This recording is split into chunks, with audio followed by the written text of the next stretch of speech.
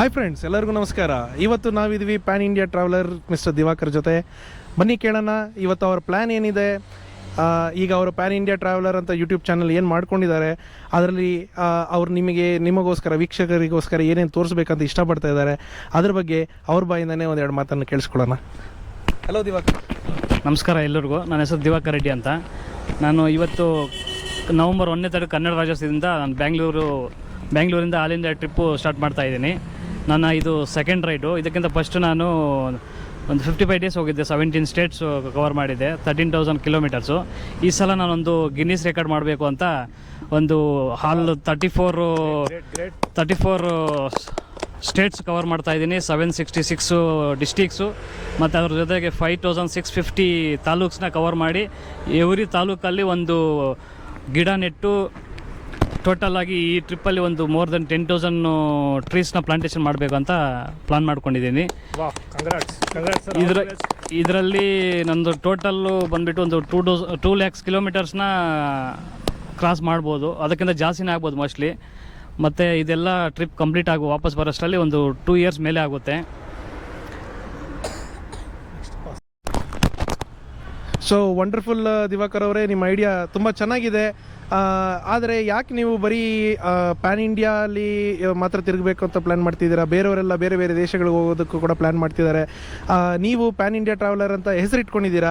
ಅದಕ್ಕೆ ತಕ್ಕ ಹಾಗೇ ನಾವಿಲ್ಲಿ ನೋಡಬಹುದು ಒಂದು ಬ್ಲೂ ಕಲರ್ ಡಿಯೋ ಬೈಕ್ ಏನಿದೆ, KA 08X8452.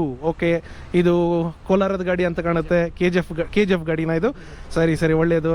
ಇಲ್ಲಿ ನೋಡ್ತಾ ಇದ್ದೀವಿ ನಾವು ಪ್ಯಾನ್ ಇಂಡಿಯಾ ಟ್ರಾವೆಲರ್ ಅಂತ ಹಾಕಿದ್ದೀರಾ ಬೈಕ್ ಮೇಲೆ ಎಲ್ಲ. ಸೊ ಇದು ಏನಿದು ಪ್ಯಾನ್ ಇಂಡಿಯಾ ಟ್ರಾವೆಲರ್ ಡಿಯೋ ಮೇಲೇ ಯಾಕೆ? Why not other bikes? ಈಗ ಎಲ್ಲರೂ ಕೂಡ 300cc 500cc ಅಂತ ಬೈಕ್ ಮಾಡ್ತಾ ಇದ್ದಾರೆ. ನೀವೇನಿದು ಸ್ಪೆಷಲ್ ಆಗಿ ಬರೀ ಚಿಕ್ಕ ಗಾಡಿ 110cc ಬೈಕಲ್ಲಿ ಹೋಗಿ ಏನೋ ಒಂದು ಸಾಧನೆ ಮಾಡಬೇಕು ಅಂತ ಏನಕ್ಕೆ ಅನ್ಕೋತಾ ಇದ್ದೀರಾ? ಎಲ್ಲರೂ ದೊಡ್ಡ ಬೈಕಲ್ಲಿ ಮಾಡ್ತಾರೆ, ಅಡ್ವೆಂಚರ್ ಬೈಕಲ್ಲಿ ಮತ್ತು ಸ್ಪೋರ್ಟ್ಸ್ ಬೈಕಲ್ಲೆಲ್ಲ ಮಾಡ್ತಾ ಇರ್ತಾರೆ. ಗಾಡಿ ನಾಟ್ ಎ ಮ್ಯಾಟರ್, ಯಾವ ಗಾಡಿ ಇದ್ರೂ ನಾವು ಮಾಡ್ಬೋದು ಅಂತ ಎಲ್ರಿಗೂ ಕನಸಿರುತ್ತೆ. ಎಲ್ಲೋ ಒಂದು ಕಡೆ ಹೋಗಬೇಕು, ಲಾಂಗ್ ಡ್ರೈವ್ ಹೋಗಬೇಕು ಅಂತ. ಸ್ಕೂಟ್ರ್ ಇದರಲ್ಲಿ ಮ್ಯಾಟ್ರ್ ಬರೋಲ್ಲ, ನಾವು ಯಾವುದೇ ಗಾಡಿಯಲ್ಲಿ ಹೋಗ್ಬೋದು ಅಂತ ನಾನು ಎಲ್ರಿಗೂ ತೋರಿಸ್ಕೊಡ್ತಾ ಇದ್ದೀನಿ. ಇದೇ ಡಿಯೋ. ಯಾಕಂದರೆ ಇದಕ್ಕಿಂತ ಫಸ್ಟ್ ಒಬ್ಬರು ಹಿಮಾಲಯನ್ ಬೈಕ್ಸಲ್ಲಿ 140,000 ಕಿಲೋಮೀಟರ್ಸು ಮಾಡಿದ್ದಾರೆ ಗಿನ್ನಿಸ್ ರೆಕಾರ್ಡ್ಗೆ. ಅವರ ರೆಕಾರ್ಡ್ನ ಬ್ರೇಕ್ ಮಾಡಬೇಕು ಮತ್ತು ಅದಕ್ಕಿಂತ ಚಿಕ್ಕ ಗಾಡಿಯಲ್ಲಿ ಮಾಡಬೇಕು ಅಂತ ನಾನು ಮಾಡ್ತಾಯಿದ್ದೀನಿ. ನೆಕ್ಸ್ಟ್ ಇದು ಟ್ರಿಪ್ ಕಂಪ್ಲೀಟ್ ಆದಮೇಲೆ ಮತ್ತು ಏಷ್ಯನ್ ಕಂಟ್ರೀಸ್ಗೆಲ್ಲನೂ ನಾನು ಇದೇ ಸ್ಕೂಟ್ರಲ್ಲಿ ಹೋಗಬೇಕು ಅಂತ ಪ್ಲಾನ್ ಮಾಡ್ತಾ ಇದ್ದೀನಿ.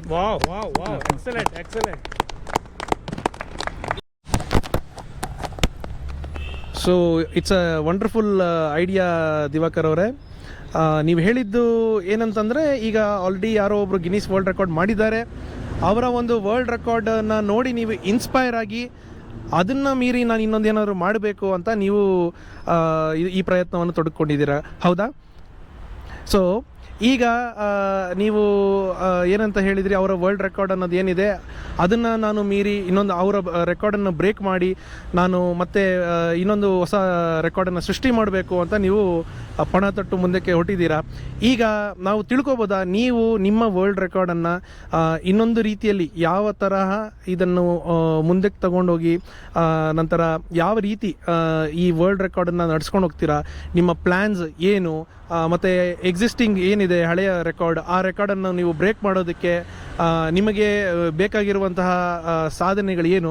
ಅಂದರೆ may be in terms of ಎಷ್ಟು ಕಿಲೋಮೀಟರ್ಗಳಿರ್ಬೋದು, ಇಲ್ಲ ನೀವೇನೋ ಸಸಿ ನಾಟೋದ ಬಗ್ಗೆ ಮಾತಾಡಿದ್ರಿ, ಎಷ್ಟು ಸಸಿಯನ್ನು ನಾಟೋದು ಏನಿರುತ್ತೆ ಅದು ಎಷ್ಟಿರ್ಬೋದು, ಮತ್ತು ನೀವು ಎಲ್ಲಿಂದ ಈ ಪ್ರಯಾಣವನ್ನು ಸ್ಟಾರ್ಟ್ ಮಾಡಬೇಕು ಅಂತ ಇದ್ದೀರಾ, ಮತ್ತು ಫಸ್ಟ್ ನಿಮ್ಮ 2-3 ತಿಂಗಳು ಇರ್ಬೋದು, ಏನೇ ಇರ್ಬೋದು, ಅದು ತುಂಬ ಕಷ್ಟಕರವಾದಂತಹ ಜರ್ನಿ ಇರ್ಬೋದು. ಯಾಕಂದರೆ ಈಗ ನೀವು ಸಡನ್ನಾಗಿ ಎಲ್ಲವನ್ನು ನಿಮ್ಮ ಪರ್ಸ್ನಲ್ ನಿಮ್ಮ ಏನೇ ಇರ್ಬೋದು, ನಿಮ್ಮ ಕುಟುಂಬದವರನ್ನಾಗಲಿ, ನಿಮ್ಮ ಸ್ನೇಹಿತರು, ಗೆಳೆಯರು ಎಲ್ಲರನ್ನಾಗಲಿ ನೀವು ದೂರ ಹೋಗಬೇಕು, ಒಬ್ಬರೇ ಇರಬೇಕು.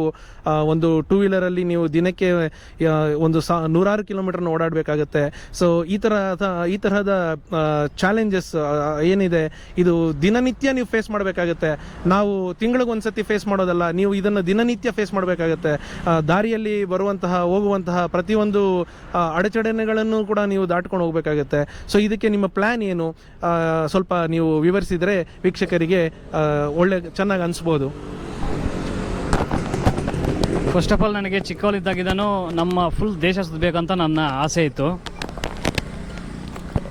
ಅದ್ರ ಜೊತೆಗೆ ನಾನು ಹೋಗೋದ್ರ ಜೊತೆಗೆ ವೀಡಿಯೋ ಮಾಡ್ಕೊಂಡು ಹೋಗ್ತಾ ಇರ್ತೀನಿ. ಆ ವೀಡಿಯೋದಲ್ಲಿ ಯಾರ್ಯಾರು ಹೋಗೋಕ್ಕಾಗೋದಿಲ್ಲ ನನ್ನ ವೀಡಿಯೋದಲ್ಲಿ ತೋರಿಸ್ಕೊಡ್ತೀನಿ. ಪ್ಲಸ್ ಒಂದು ಗಿನ್ನಿಸ್ ರೆಕಾರ್ಡ್ ಮಾಡಬೇಕಂತಿದ್ದೀನಿ. ಗಿನ್ನಿಸ್ ರೆಕಾರ್ಡ್ ಮಾಡೋದ್ರ ಜೊತೆಗೆ ಏನಾದರೂ ಒಂದು ಸೋಷಿಯಲ್ ಸರ್ವಿಸ್ ಮಾಡಬೇಕು ಅಂತ ಒಂದು ಗಿಡ ನೆಡುವಂಥ ಒಂದು ಪ್ರಯತ್ನ ಮಾಡ್ತಾಯಿದ್ದೀನಿ. ಇದಕ್ಕೆ ನಿಮ್ಮೆಲ್ಲರ ಪ್ರೋತ್ಸಾಹ ಮತ್ತು ಸಹಕಾರ ಬೇಕಿದೆ ನನಗೆ. ಮತ್ತು ನಾನು ಇವತ್ತು ಬೆಂಗಳೂರಿಂದ ಸ್ಟಾರ್ಟ್ ಮಾಡ್ತಾಯಿದ್ದೀನಿ. ಆ್ಯಕ್ಚುಲಿ ಬೆಳಗ್ಗೆ 6 ಗಂಟೆಗೆ ಸ್ಟಾರ್ಟ್ ಮಾಡಬೇಕಾಯಿತು. ಕೆಲವು ಗಾಡಿ ಸ್ವಲ್ಪ ಸರ್ವೀಸು ಸಣ್ಣ ಪುಟ್ಟ ಪ್ರಾಬ್ಲಮ್ ಇರೋದ್ರಿಂದ ಲೇಟ್ ಆಯಿತು. ಇವತ್ತು ಅನಂತಪುರವರೆಗೂ ಪ್ಲಾನ್ ಮಾಡ್ತಾಯಿದ್ದೀನಿ. ನಂದು ಆವ್ರೇಜು ಡೈಲಿ ಒಂದು 300 ಕಿಲೋಮೀಟರ್ಸ್ ಟ್ರಾವೆಲ್ ಮಾಡ್ತೀನಿ. ಇವಾಗ ಕಂಟಿನ್ಯೂಸು ಛತ್ತೀಸ್ಗಢವರೆಗೂ ಕಂಟಿನ್ಯೂಸ್ ಹೋಗ್ತೀನಿ. ಛತ್ತೀಸ್ಗಢದಿಂದ ನಮ್ಮದು ಏನು ತಾಲೂಕು ಅಂದ್ಕೊಂಡಿದ್ದೀನೋ ಆ ತಾಲೂಕಲ್ಲಿ ಗಿಡ ನೆಡೋದು ಅಲ್ಲಿಂದ ಸ್ಟಾರ್ಟ್ ಮಾಡ್ತಾಯಿದ್ದೀನಿ. ಯಾಕಂದರೆ ಸೌತು ಆ ಕಡೆಯಿಂದ ಮುಗಿಸ್ಕೊ ಬಂದುಬೇಕಾದ್ರೆ ಸೌತ್ ನಮ್ಗೆ ಹತ್ರ ಇರೋದ್ರಿಂದ ಯಾವಾಗ ಬೇಕಾದ್ರೂ ಮಾಡ್ಕೋಬೋದು. ನಾರ್ತ್ ಈಸ್ಟ್ ಸ್ವಲ್ಪ ಎಲ್ಲ ಈ ರೈನಿ ಸೀಸನ್ ಎಲ್ಲ ಸ್ವಲ್ಪ ಪ್ರಾಬ್ಲಮ್ ಇರೋದ್ರಿಂದ ಫಸ್ಟು ಅದು ಕವರ್ ಮಾಡೋಕ್ಕೆ ಹೋಗ್ತಾಯಿದ್ದೀನಿ. ಮತ್ತು ಆ ಕಡೆ ಮುಗಿಸ್ಕೊ ಬಂದು ಸೌತು ಮಾಡೋಣ ಅಂತ ಪ್ಲಾನ್ ಮಾಡ್ತಾಯಿದ್ದೀನಿ. ಓಕೆ, ಈ ಟ್ರಿಪ್ಪು ಎಲ್ಲ ತಾಲೂಕು ಹೋಗೋದ್ರಿಂದ ಎಲ್ಲ ಸಣ್ಣ ಸಿಟಿಗೂ ವಿಸಿಟ್ ಮಾಡೋದ್ರಿಂದ ಒಂದು more than 2 lakhs kilometre compulsory ಆಗೇ ಆಗುತ್ತೆ. ಪ್ಲಸ್ಸು ಮತ್ತು 2.5 year ಮೇಲೆ ಆಗ್ಬೋದು. ನಾನು 2 years ಅಂದ್ಕೊಂಡಿದ್ದೀನಿ, ಬಟ್ 2 yearsಲ್ಲಿ ಮಾಡೋಕ್ಕಾಗಲ್ಲ. ಯಾಕಂದರೆ ಕೆಲವೊಂದು ಕಡೆ ಮಳೆ ಬಂದಾಗ ಬೇರೆ ಇನ್ನೇನಾದರೂ ಪ್ರಾಬ್ಲಮ್ ಆದಾಗೆಲ್ಲ ಸ್ವಲ್ಪ ಡಿಲೇ ಆಗ್ಬೋದು. ಆದ್ದರಿಂದ ಮೋರ್ ದೆನ್ 2 years ಕಂಪಲ್ಸರಿ ಆಗುತ್ತೆ.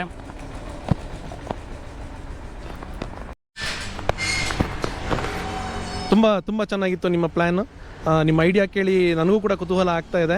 ಯಾವತ್ತಾದರೂ ಒಂದಿನ ನಾವು ಸಹ ಈ ಥರದ್ದು ಏನಾದರೂ ಒಂದು ಸಾಧನೆ ಮಾಡಬೇಕು ಅಂತ ತುಂಬ ಸಂತೋಷ ವ್ಯಕ್ತಪಡಿಸಬೇಕಾದಂಥ ಒಂದು ಸಂದರ್ಭ ಇದು. ಹಾಗೆಯೇ ದಿವಾಕರ್ ಅವರೇ, ಈಗ ನೀವು ಏನಂತ ಹೇಳಿದಿರಿ, 2.5 ವರ್ಷ ಇಲ್ಲ 3 ವರ್ಷದ ತನಕ ನಿಮ್ಮ ಈ ಪ್ರಯಾಣ ಸಾಗಬಹುದು ಅಂತ ಹೇಳ್ತಾ ಇದ್ದೀರಾ ಕಂಟಿನ್ಯೂಸ್ ಆಗಿ. ಹಾಗಾಗಿ ಈ 2.5 ವರ್ಷ ಇಲ್ಲ ಅಥವಾ 3 ವರ್ಷ ನಮ್ಮ ಯೂಟ್ಯೂಬ್ ವೀಕ್ಷಕರಿಗಾಗಿ ನಿಮ್ಮ ಯೂಟ್ಯೂಬ್ ವೀಕ್ಷಕರಿಗಾಗಿ ನೀವು ಯಾವ ರೀತಿಯ ಒಂದು ಕಂಟೆಂಟ್ಸ್ನ ತೋರಿಸಬಹುದು, ಅಷ್ಟು ಕಂಟೆಂಟ್ ನೀವು ಕ್ರಿಯೇಟ್ ತೋರಿಸಬಹುದಾ? ಇಫ್ ಇನ್ ಕೇಸ್ ಮಾಡಿ ತೋರಿಸಬಹುದಾದರೆ ಅಂತಹ ಒಂದು 4 ಇಲ್ಲ 5 ಕಂಟೆಂಟ್ಸ್ ಇಲ್ಲ ಪ್ಲೇಸಸ್ ಬಗ್ಗೆ ನೀವು ಏನೇನು ತೋರಿಸಬಹುದು ಅಂತ ಒಂದು ಐಡಿಯಾ ಏನಾದರೂ ಇದ್ದರೆ ನಮ್ಮ ವೀಕ್ಷಕರ ಜೊತೆ ಶೇರ್ ಮಾಡ್ಕೋಬೋದಾ? ಫಸ್ಟ್ ಆಫ್ ಆಲು ಒಂದು ಟೂರಿಸ್ಟ್ ಪ್ಲೇಸಸ್ಸು ಒಂದು ತೋರಿಸ್ಬೇಕು ಜನರಿಗೆ.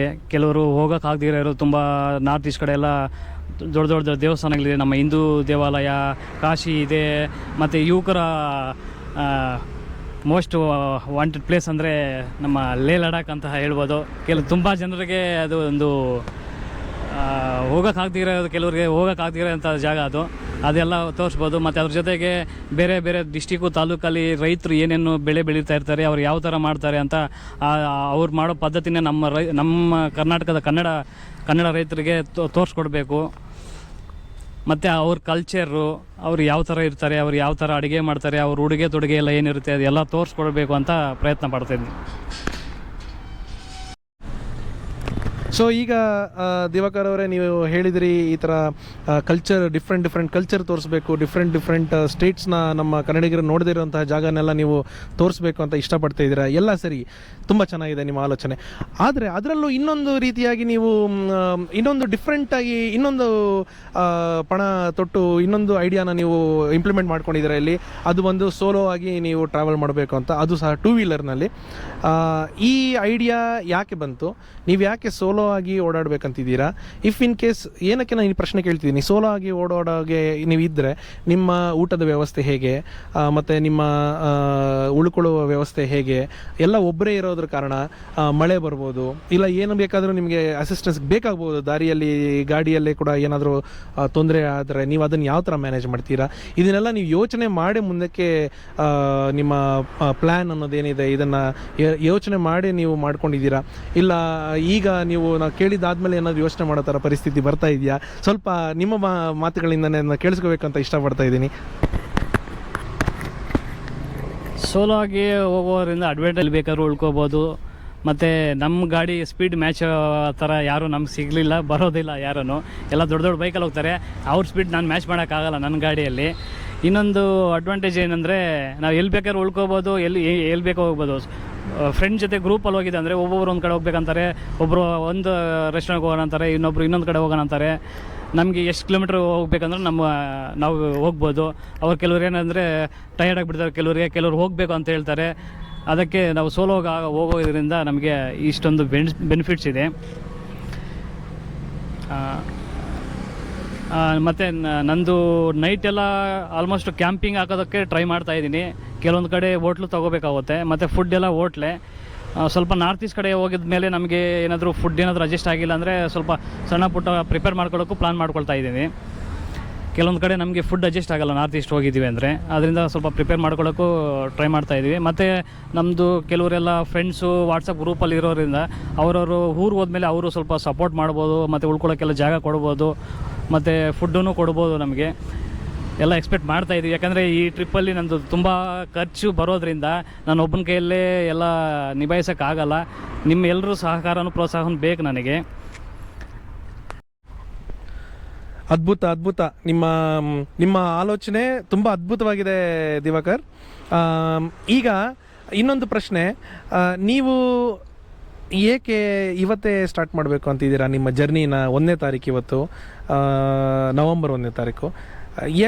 ಯಾತಕ್ಕೋಸ್ಕರ ನೀವು ಈ ಒಂದು ದಿನನ ಚೂಸ್ ಮಾಡ್ಕೊಂಡಿದ್ದೀರಾ ನಿಮ್ಮ ಜರ್ನಿ ಮಾಡೋದಕ್ಕೆ? ಯಾಕಂದರೆ ನೀವು ಜನವರಿ 1ಗೆ ಮಾಡ್ಬೋದಾಗಿತ್ತು, ಫೆಬ್ರವರಿ 1ಗೆ ಮಾಡ್ಬೋದಾಗಿತ್ತು.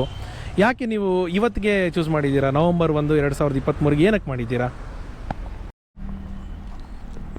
ಆ್ಯಕ್ಚುಲಿ ನಾನು ಆಗಸ್ಟ್ 15ಗೆ ಸ್ಟಾರ್ಟ್ ಮಾಡ್ಬೇಕು ಅಂದ್ಕೊಂಡಿದ್ದೆ. ಆಗ ಇನ್ನು ಮಳೆ ಎಲ್ಲ ಫುಲ್ಲು ಇನ್ನೂ ನಿಂತಿರಲಿಲ್ಲ, ಇನ್ನು ಮಳೆ ಎಲ್ಲ ಬರ್ತಾಯಿತ್ತು. ಅದರಿಂದ ನವಂಬರ್ 1ಗೆ ಚೂಸ್ ಮಾಡ್ಕೊಂಡಿದ್ದೀನಿ. ನಮ್ಮ ಕರ್ನಾಟಕದಲ್ಲಿ ಹುಟ್ಟಿರೋದಕ್ಕೆ ನಮಗೆ ಹೆಮ್ಮೆ ಆಗ್ತಾಯಿದೆ. ಅದರಿಂದ 1ನೇ ತಾರೀಕು ಏನು ಚೂಸ್ ಮಾಡ್ಕೊಂಡಿದ್ದೀನಿ ಅಂದರೆ, ನಾನು ಈ ಡೇಟು ಚೆನ್ನಾಗಿ ಜ್ಞಾಪಕ ಇರುತ್ತೆ ಯಾವ ಡೇಟಲ್ಲಿ ಸ್ಟಾರ್ಟ್ ಮಾಡಿದ್ದೀನಿ ಅಂತ. ಕೆಲವೊಂದು ಡೇಟ್ ಅಂದರೆ ನಾವು ಕಂಟಿನ್ಯೂಸ್ ಹೋಗೋದ್ರಿಂದ, ತಿಂಗಳಾನ್ಗಟ್ಟಲೆ ವರ್ಷಾನ್ಗಟ್ಟಲೆ ಹೋಗೋದ್ರಿಂದ ಕೆಲವೊಂದು ಸಲ ಮರ್ತೋಗ್ಬಿಡ್ತೀವಿ. ಅದೇ ಈ ಪರ್ಟಿಕ್ಯುಲರ್ ಈ ಡೇಟ್ ಆಗಿದ್ರೆ ನಮಗೆ ಸ್ವಲ್ಪ ಚೆನ್ನಾಗಿ ನೆನಪಿರುತ್ತೆ. ಅದರಿಂದ ಈ ಡೇಟು ಚೂಸ್ ಮಾಡ್ಕೊಂಡಿದ್ದೀವಿ.